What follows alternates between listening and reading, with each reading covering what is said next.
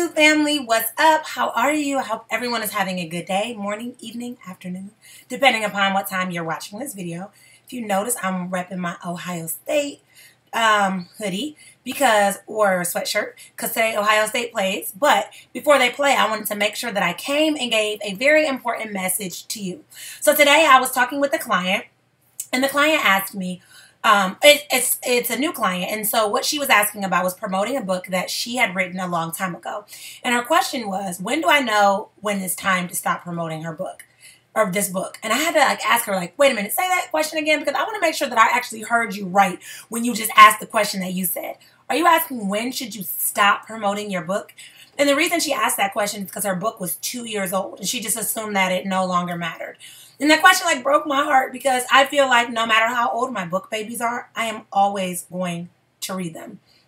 And so I asked her a question, I said, when do people stop reading the Bible? And she's like, well, that's the Bible, it's different. And I'm like, yeah, the Bible is a different book in that sense. But in all reality, your book still has a message that needs to get out, right? And so maybe things have changed a little. Let's say that things have changed as far as different things that you were talking about in your book. So I'm just going to throw out some random examples. So let's say she was talking about MySpace, and MySpace no longer exists in her book. Okay, but are there other strategies or other things in your book that you reference that still could apply today? And if so, then your book is still good. And in that case, let's say that there are too many strategies where you're like, it really doesn't apply, and so we need to think of something different, or I just don't think people will be able to relate to this book. Make another edition.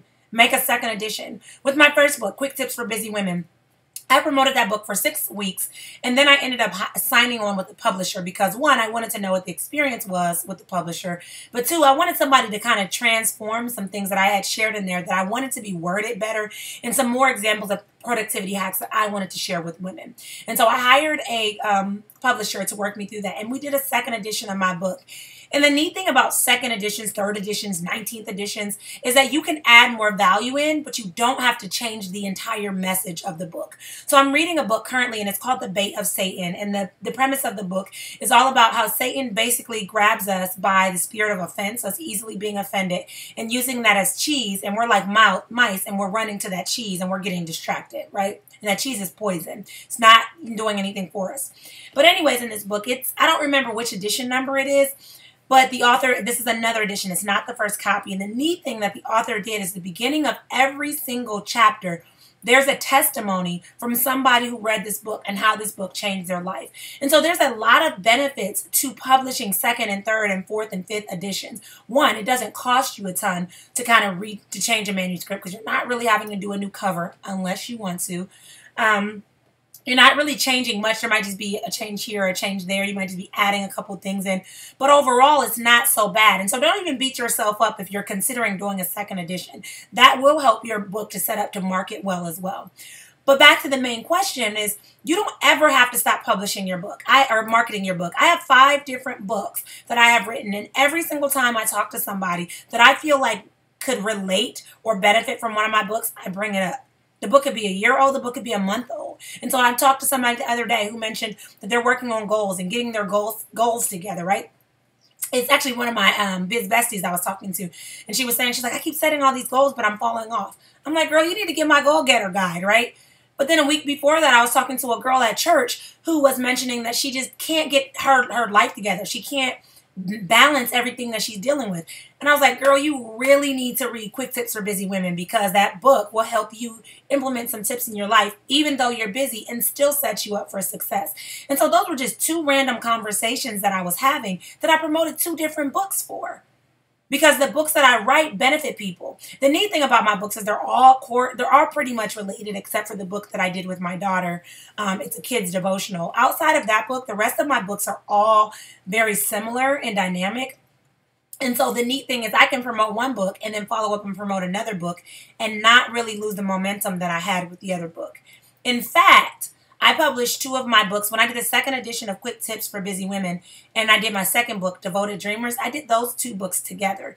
And the neat thing is that those books, they went very well together, and I kind of sold them as a package deal. And that was a really creative marketing strategy for me.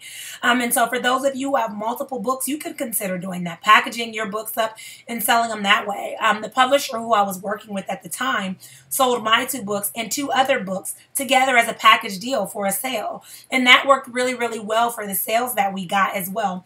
And so I just don't want you guys to believe that, okay, just because you did your book a couple months ago or a couple years ago, that now all of a sudden that book is no longer relevant. You never know how your story or what your message is in your book can bless somebody else. And if you believe that it's not relevant, you're setting yourself up to not bless somebody else. Your message is powerful, and that's the reason that you wrote the book. So I don't care if it's 30 years down the road. Let's make the changes that you see that need to be made, and then still work on marketing your book. And if there's no changes that need to be made, get to marketing your book.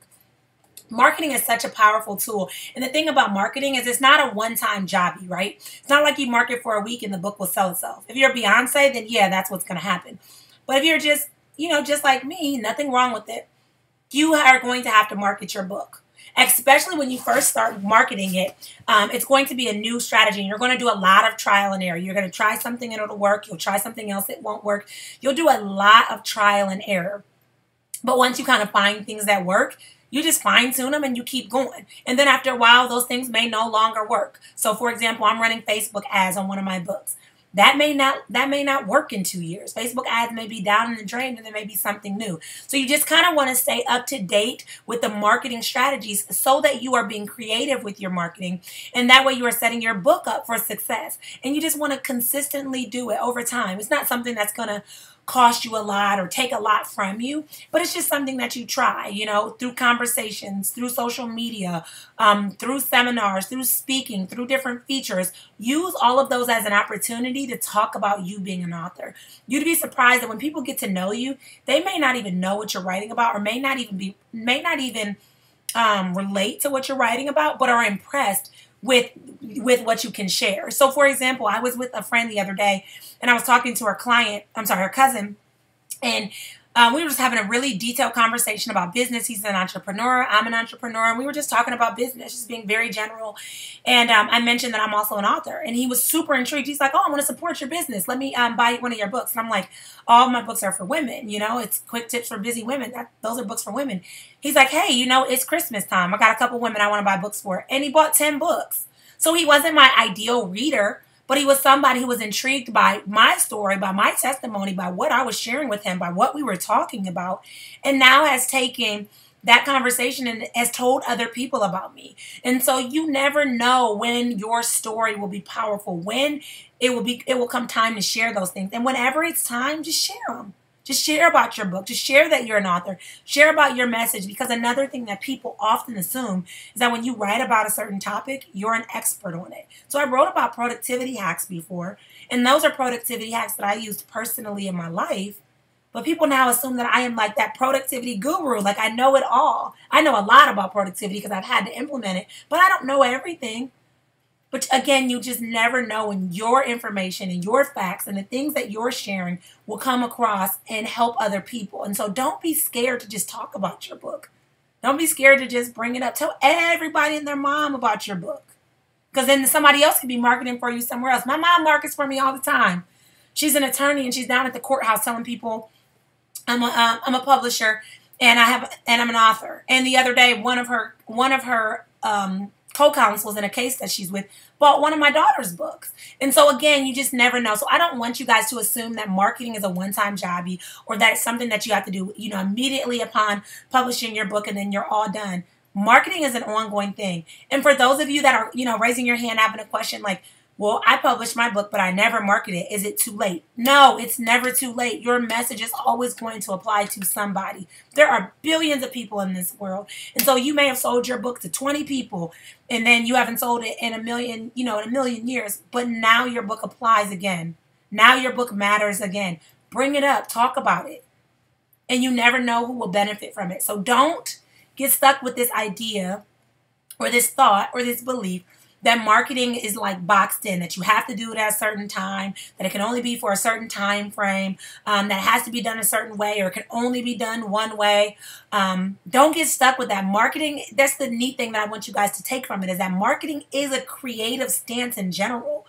Marketing your book is just your opportunity to be creative, throw a creative spin on it, and get your book out into the world. So I'm looking forward to seeing what you guys will do with your book, how you will market it, how you will set yourself up for success to get your book and your message out. All right, guys. I will talk to you guys later. I hope you have a wonderful evening. Bye.